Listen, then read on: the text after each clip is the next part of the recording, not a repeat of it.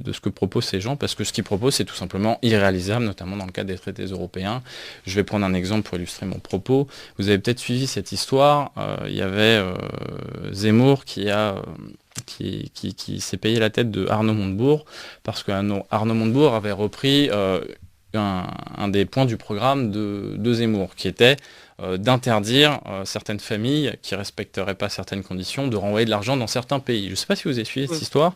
Et là, ils sont montés au créneau en disant, regardez, Montebourg n'a pas d'idée, il nous plagie. Les médias ont repris l'info, mais il y a un truc qu'il faut quand même dire, c'est que dans l'Union européenne, il y a l'article 63 du TFUE qui nous explique, c'est 4 lignes, c'est pas très long, qui nous explique qu'il y a la libre circulation des mouvements de capitaux. Donc, ce que propose Zemmour est interdit dans l'Union européenne, dans laquelle il veut rester, et Zemmour pique une idée qui est interdite dans le cadre des traités européens, dans laquelle il veut rester aussi, il veut aussi rester dans l'Union européenne. Donc les médias ont repris l'info, mais n'ont pas dit la vérité.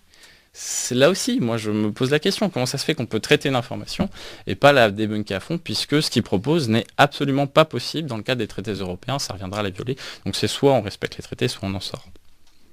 Oui, après, Zemmour a toujours en effet expliqué qu'il souhaitait rester, mais appliquer sa propre stratégie française, un peu la politique de la chaise vide.